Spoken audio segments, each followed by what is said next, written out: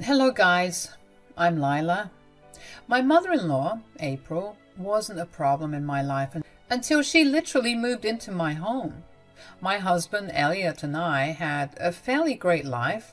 I was a bit sad when he had to shift to another country for work. He said that he didn't want to leave me alone, but the offer there was extremely good. I told him to take the job and he promised to come back as soon as possible. I stayed back in our country because my mother was sick and I didn't want to be too far away from her. Things were going according to our plans, but then an accidental pregnancy landed on our plates. Elliot and I were expecting a baby boy. We were surprised by the news because we weren't even trying for a kid, but it happened, and we were happy to welcome our first child. The only problem was that I lived alone and Elliot could only come back to our country once every 2 months. Flights are expensive and we needed to save money for medical bills. My doctor had told me to rest as much as I could because there were some complications in my pregnancy. Elliot was really worried about me and didn't know what to do. I won't lie, but even I was a little worried about being all alone. That's when my mother-in-law came to us and said, "I can move in with you guys and help with the baby." "Really? Will you do that, Mom?" "Yes, why not, son? Lila is carrying my grandbaby, so this is the least I can do. She can't stay alone in the house and needs some help." "I do need some help, April. I'm tired all the time and have been told to take it easy, but it's just difficult to manage everything on my own and find time to rest." "Well, that won't be a problem if I move in with you. I will be a lot of help and I can also give you breaks when you are overwhelmed with my grandson." "Sounds like a good idea, April. Thank you so much for offering to help." I was truly grateful for her help. My husband was going crazy worrying about me living alone, so he was relieved when his mom offered to help. She was the best candidate to stay with me because we thought she was reliable and trustworthy. My husband, especially, thought it was a great idea to have his mother stay with me because he trusted her to take care of me. But we had no idea how different things would be. We agreed to let April move in with us and stay as long as she felt comfortable. She left her rented apartment and stayed with us completely free of cost. My husband was funding her, so she didn't even have to get a job to contribute to the household. I was excited to have her with me and thought that it would help us develop a closer bond. But all my hopes and dreams were crushed. A few days after she moved in, I realized that having her in my house was a big mistake. April didn't help me around the house at all. In the beginning, I was hesitant to ask her for help and tried to do everything by myself. The only thing she did was to cook for herself. That's right, she didn't even make a portion for me. I was doing everything around the house as usual and even took up her share of housework when she slacked off. She was literally not doing anything to help me rest. As the weeks passed, I started to ask her to help me, but she straight up told me that it was my job and she wasn't going to help. I don't like pestering people for help, so I kept quiet and continued to do everything. I also didn't tell my husband what was going on because I knew he would get worried. Whenever he was home, April would make a big show of doing chores, so Elliot thought that I was getting the help I needed. However, April wasn't helping me out at all when he was gone. A mix of pregnancy complications and not getting enough rest led me to have premature labor. I was also bleeding profusely and was rushed to the hospital. After a very difficult labor, during which they thought I might die, I was able to have my son. Elliot missed his birth, but was scheduled to fly in the next day after he made an emergency booking. The next morning, I was trying to get some sleep when April noisily came into my room and woke me up. I was a little groggy but didn't say anything because I had just woken up. April kept talking about God knows what, and I ignored her to concentrate on getting my bearings back after being woken up so rudely. My head went clear when April said, "So, when can you go home today? Are they preparing your discharge papers, or should I talk to them?" "I literally just gave birth. I can't go home right now." "What? You still have to stay here? But you have already spent a night here. Do you have to stay here today as well?" "Yes, April, I have to stay here today as well." "That is not going to work. You need to tell the doctor to let you go home today." I was super confused about what April was saying. She was telling me that I needed to go home that day and even insisted that I ask the doctor to make me leave early. I had literally given birth the previous day and almost died from childbirth. But April was hurrying me to go home instead of staying at the hospital and recovering from the birth. I said to her, "Why would I do that, April? I'm still pretty weak, and there is a big reason why the doctors are keeping me here." "Oh, please. Women give birth all the time. You aren't special. You don't have to stay here and have a mini vacation." "Does it look like I'm having fun here? I almost died. So no, not every woman goes through what I did. I'm not going to jeopardize my health by going home early on your request." "But you can't be here for so many days, Lila." "Why the hell not, April? You have too much to do at home. Who will do all the work?" "What do you mean, April? You know that the house needs to be clean for the baby. I clearly remember seeing dirty dishes in the sink before we came here. There is so much work at home, Lila." I was trying very hard to process what my mother-in-law was saying. She wanted me back to the house because she had expected me to do the house chores. This woman hadn't even bothered to wash the dishes we left in the sink and expected me to do it. I was in utter disbelief and said, "I was on my deathbed just yesterday. Do you really expect me to go home and do the dishes, April?" "Yes, why not? Who's going to do the dishes? You don't have a maid or a housekeeper." "Woman, you are insane. I can't be doing anything and need complete bed rest for at least a month." "What? A month? You are seriously milking this, Lila. You don't need so much time to recover. You need to stop being such an attention-seeking woman. You are fine. Doing the dishes won't kill you." I was extremely irritated because April was being obnoxious and insensitive again. I was already pretty tired of dealing with her. She was being a big nuisance and wasn't of any help even before I gave birth. I was high on hormones and my patience was running thin. I snapped at her and said, "Maybe it will kill me, April. I got into this situation in the first place because you refused to help me with any of my house chores. You could have easily cleaned up the house while I was here." "Why would I clean your house, Lila? It's your job, not mine." "You moved in with me with the sole purpose of helping me out. Now you're saying that it's not your job." "I never said I moved in to help you out. Why would I help you? You are a grown woman and pregnancy isn't a reason to slack off on your duties." "If that's what you thought, why did you move in with me?"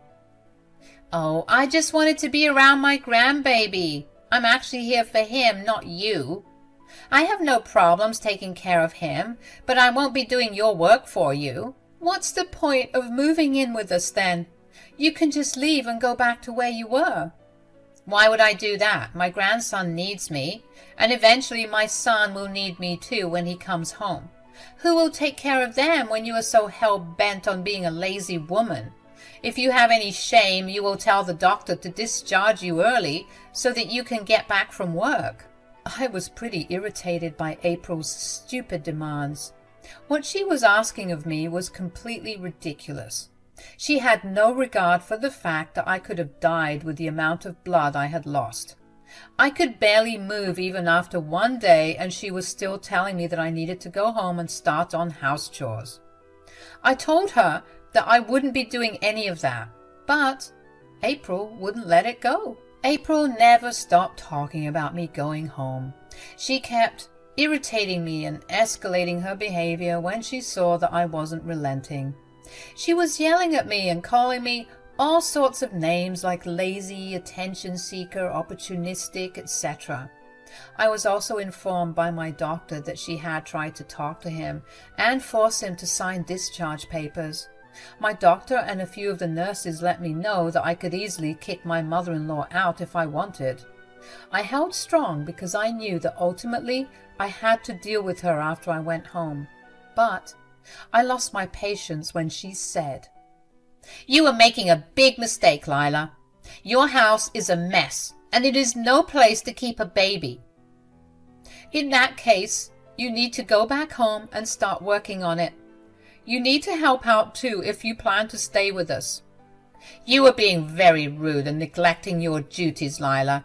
If you continue to do this, I might just have to teach you a lesson." "What is that supposed to mean, April?" "I don't know. Maybe the CPS will make a surprise visit one day and see how filthy your house is. You know that they take these things seriously, right? God knows what they might do if they see you not taking care of your house and making your son live in an unhygienic place." April was straight up threatening me. I looked at her in disbelief as she gave me a sly smile and then a smirk. She was telling me that she wasn't above calling CPS to take my child away. The very fact that she was willing to go to this extent to make me work around the house sent me into a rage. My motherly instincts kicked in the moment April threatened to have my baby taken away. I decided that I was no longer going to accept her horrible behavior and finally took a stand for myself. I yelled and screamed at her like a crazy woman until the nurses came and asked me if I wanted to kick her out. I told them that yes, I didn't want April anywhere near me or my child anymore. April threw a major tantrum and hurled abuses at me when I asked her to leave. She was screaming at me and instantly my blood pressure spiked. The nurses rushed in to calm me down and called security to throw my mother-in-law out. She refused to leave on the nurses' insistence, so they had to involve hospital security. After April was taken away, I broke down crying because of all the stress. The nurses calmed me down and I called a friend over to come and see me. She immediately arrived at the hospital and stayed with me until my husband arrived that day. Elliot came to see me and our son as soon as he landed. He came to the hospital and straight from the airport and changed in my bathroom before holding our baby. We had some private time together with the three of us, and finally, I felt like I was at peace. Elliot was extremely worried about me and said that he was scared something was going to happen to me. He made sure that I was all right, and then he settled down with our son. I had a doubt that he knew April was kicked out of the hospital. I wanted to talk to him about it, but he decided to beat me to it. He said, "Honey, why did you kick my mother out?" "So, she's told you about that already?" "Yeah, I called her on my way to the hospital from the airport. I just wanted to check on you and tell her that I was coming. She started to cry and said that you kicked her out." "Wow, so she cried to you. I'm pretty sure she said that I was being hormonal and unreasonable, right?" "I take her words with a grain of salt, Lila. I want to hear from you about what happened." "Well, your mother wanted me to go home today. She even tried to make the doctors discharge me." My husband looked as taken aback as I was when April demanded that I leave the hospital early. Elliot was looking at me as if he couldn't believe what I was saying. His eyes went wide and he was in shock. He said, "What? Why the hell would she say that? You literally had a traumatic birth." "Well, she wanted me to go home and do the dishes and clean the house." "What are you talking about, Lila? Why do you have to go home and do it? She could just do it herself. Nope. She told me very clearly that she wouldn't do anything that she considers to be my job. But she moved in with you to help you out. Why is she suddenly refusing to help after you've given birth? Actually, she was never helping me, Elliot. I was doing all the chores in the house. I then proceeded to tell my husband everything that I had been keeping a secret. I didn't hold back and told him that April was never helping me. She only made a show of being a big help whenever Elliot was around. When he was gone, she would change her behavior and not do anything around the house. My husband was even more shocked when he got the full story from me. I was tired of allowing April to walk all over me and finally told my husband everything.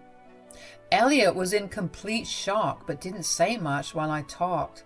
He was patient with me and even comforted me as I started to cry, remembering what happened in the morning and how April had threatened to call CPS and get our child taken away. We knew that CPS wouldn't find anything amiss, but the fact that she was making threats wasn't sitting right with me or my husband. Elliot was starting to get super angry after he heard this part. He got even angrier when the doctor and nurses came in and told him that April's behavior had caused me to have a spike in blood pressure. They advised my husband to make sure I wasn't too stressed, otherwise I would get seriously sick. My husband listened to the doctors and said that he would do everything possible to make sure I get to stay stress-free.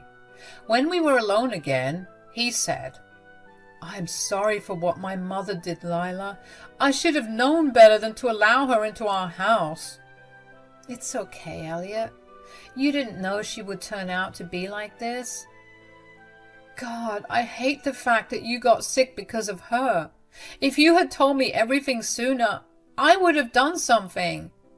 "But don't worry, Lila. I'll take care of this." "What are you planning to do, Elliot?" "You don't have to worry about her anymore, Lila. Let me deal with her.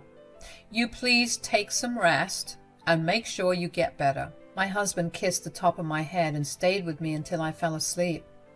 After I was asleep, he went back to the house to freshen up and came back to the hospital to spend time with me and our son. He did inform me that he had hired a housekeeper to clean up the house and make sure everything was pristine so that our baby and I would come home to a clean, sparkling house. I didn't ask about April and was content having her out of the hospital. On the day I was supposed to be discharged, I started to feel anxious again. I was dreading going back home and facing April. I know she would be pissed that I told my husband everything and complained about her.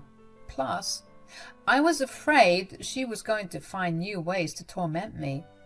I was still weak and had a baby to take care of, so I was feeling extra vulnerable. But I didn't voice them out to Elliot. I trusted my husband and knew that he would protect me to the best of his ability. But I couldn't get rid of the nervousness that was eating me from the inside. I went home and was surprised to see that everything was truly sparkling. The housekeeper did an excellent job in cleaning and organizing everything. I settled in straight away and made myself comfortable. It is a different feeling to take your baby home from the hospital. Coming home was also a little emotional for me because I had thought I might die and not be able to come back here. I enjoyed being back in my happy place and was busy taking care of the baby while also being on bed rest. It was a long time later that I realized that I didn't see April around.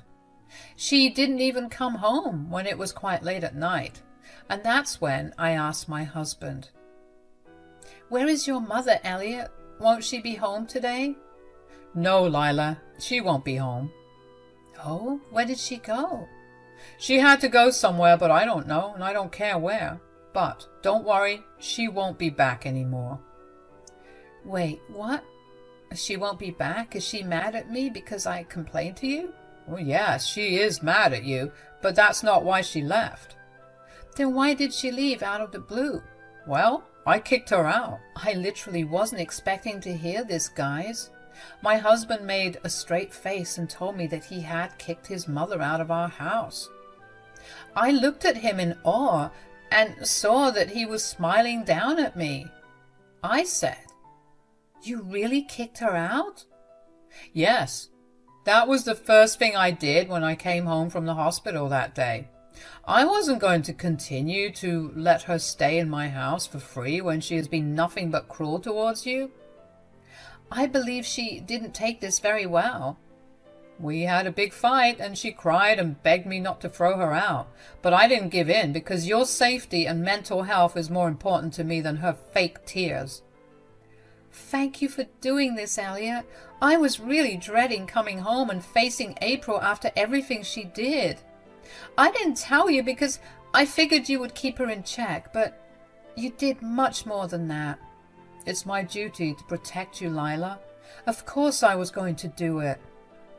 But won't this spoil your relationship with your mother? I don't actually care anymore, Lila. As I said, you mean more to me than her. Besides, I have already told her that we won't be in contact with her from now on. You don't have to face her or talk to her in the near future, Lila. I was glad to hear that Elliot had also decided to cut her off. I had been thinking about going no contact with her, but I was going to let Elliot stay in touch. But my husband had beat me to the plan, too. He has told his mother that he won't be keeping in contact with her anymore. Sure, my son was going to miss out on one grandma, but he is better off without her. April did reach out to me after I came home from the hospital. Since Elliot had kicked her out, she had nowhere to go, and was surfing couches at her relatives'. No one was happy to host her and were exceptionally angry at her for being so cruel to me. I am actually pretty well loved by almost all family members on Elliot's side, so when they found out about what April did, they were furious with her. April was blaming me for ruining her relationship with her son, keeping her grandson away from her, getting her kicked out, and spoiling her reputation in her family. However, I simply said that this was all her own doing and I wasn't responsible for her horrible actions. She sent me a bunch of nasty texts which I forwarded to my husband. Elliot took care of the problem with April. He was so mad at her and he said that he didn't want to contact her ever again. April was getting desperate to get back in contact with her son, so she changed tactics and begged me for forgiveness. It was nice seeing her grovel after what she had put me through. I didn't forgive her, though. She kept texting, calling me, and I didn't even bother to send a reply or pick up the phone. Eventually, she stopped, and maybe started to harass Elliot again. My husband never let me deal with April's drama again, just like he had promised. He also got a transfer back to our country, and now we are living together like we did after we got married. Our baby is going to be a year old very soon. Time flies. And it was a magical experience watching my little one grow up right before my eyes. Sometimes I feel sad that I couldn't enjoy my pregnancy, but I am grateful for what I have right now, and I am happy that April is no longer in our lives.